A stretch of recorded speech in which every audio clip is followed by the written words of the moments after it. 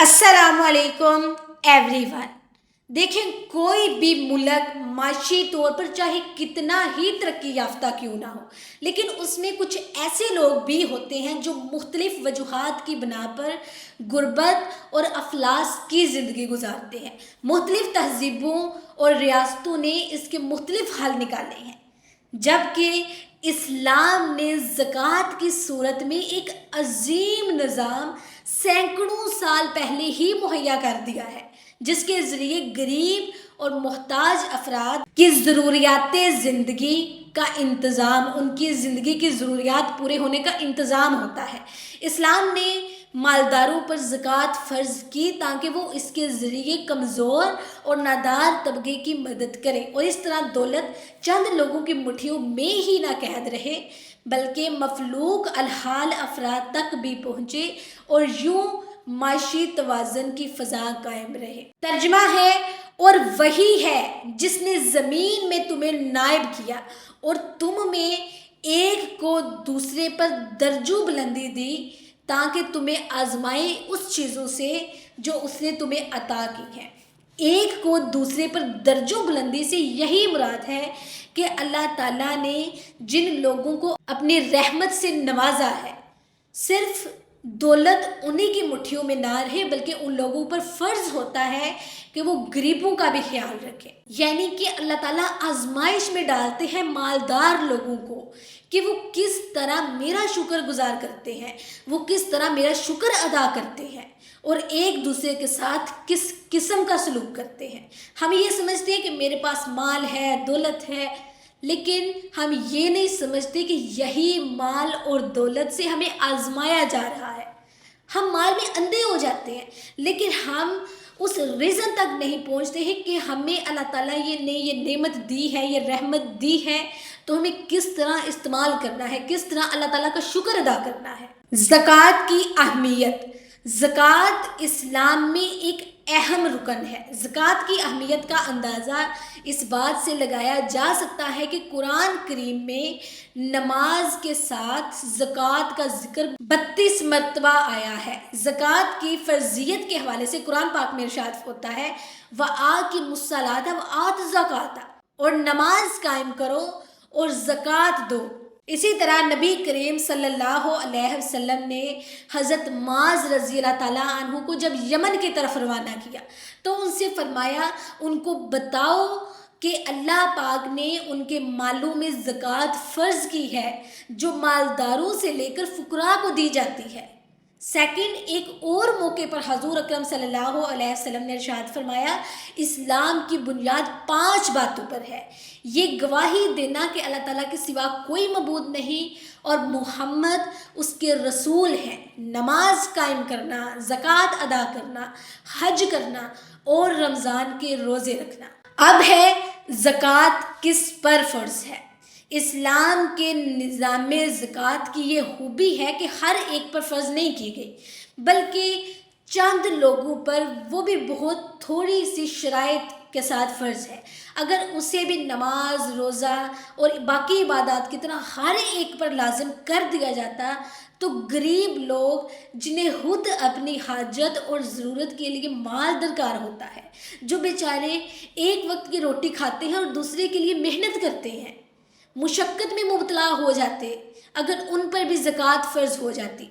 लिहाजा ज़कात सिर्फ मालदारों पर ही फ़र्ज़ की गई और वो भी बहुत थोड़ी सी शराइत के साथ, ताकि उससे मुस्तहिक और मोहताज लोगों की माली मदद की जा सके। ज़कात किस पर फ़र्ज़ है ये लाजमी सुने। देखिए, ज़कात देना हर उस आकिल, बालिग और आज़ाद मुसलमान पर फ़र्ज़ है जिसमें ये शर्त पाई जाती है, नंबर 1, निसाब का मालिक हो या निसाब नामी हो, निसाब उसके कब्ज़े में हो या यानी ज़रूरत ज़िंदगी से ज़्यादा हो, निसाब दीन से फारिग हो, यानी उस पर कोई कर्ज़ वगैरह ना हो जिसका मुतालबा बंदों की जानिब से हो। अगर वो कर्ज़ अदा करे तो उसका निसाब बाकी ना रहे, इस निसाब पर 1 साल गुजर जाए। अब है ज़कात अदा करने की हिकमतें। इस्लाम के बयान करदा अहकाम में हमारे लिए ही फ़ायदे हैं, हमारे लिए ही हिकमतें हैं। زکوٰۃ کی فرضیت میں جو حکمتیں ہیں ان میں سے چند یہ ہیں. نمبر 1، سخاوت انسان کا کمال ہے، ٹھیک ہے، اور بخل عیب ہے.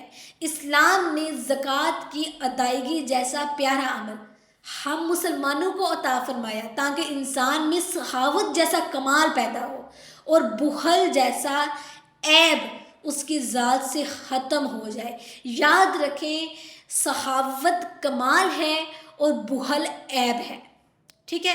سیکنڈ ہے، جیسے ایک ملکی نظام ہوتا ہے نا کہ ہماری کمائی میں حکومت کا بھی حصہ ہوتا ہے جسے وہ ٹیکس کے طور پر وصول کرتی ہے، اور پھر وہی ٹیکس ہمارے ہی مفاد میں یعنی ملکی انتظام پر خرچ ہوتا ہے.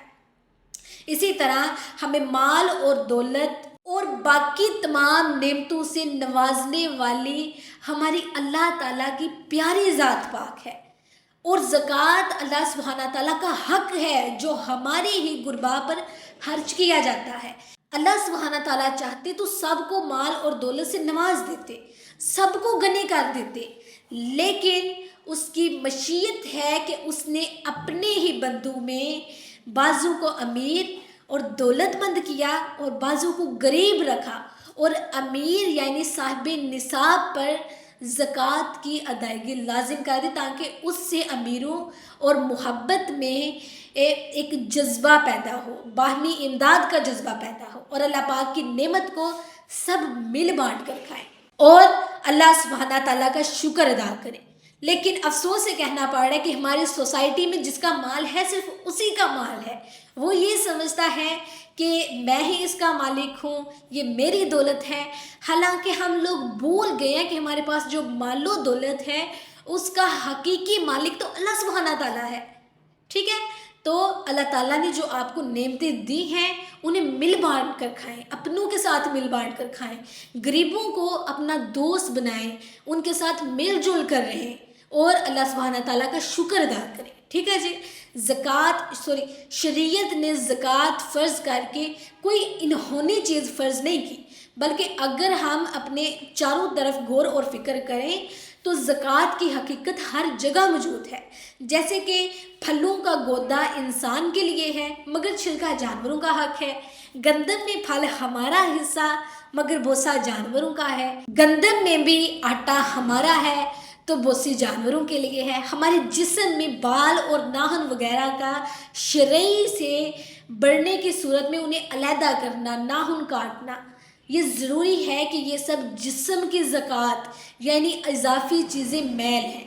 بیماری تندرستی کی زکوٰۃ ہے، مصیبت راحت کی زکوٰۃ ہے، نمازیں دنیاوی کاروبار کی زکوٰۃ ہے. اگر ہر وہ شخص جس پر زکوٰۃ فرض ہے زکوٰۃ کی ادائیگی کا التزام کر لے تو مسلمان کبھی دوسروں کے محتاج نہیں ہوں گے، مسلمانوں کی ضرورتیں مسلمان ہی پوری کریں گے، ٹھیک ہے، اور کسی کو بھیک مانگنے کی بھی ضرورت نہیں پڑے گی. تو دیکھیں کتنے سینکڑوں سال پہلے ہمارے دین اسلام نے ہمیں بتا دیا کہ زکوٰۃ کے ذریعے یہ کرنا ہے، اور کتنا خوبصورت ہمارا دین ہے نا. اگر ہم اس پر فالو کرنا شروع کر دیں تو ہماری زندگیاں بہت آسان ہو جائیں.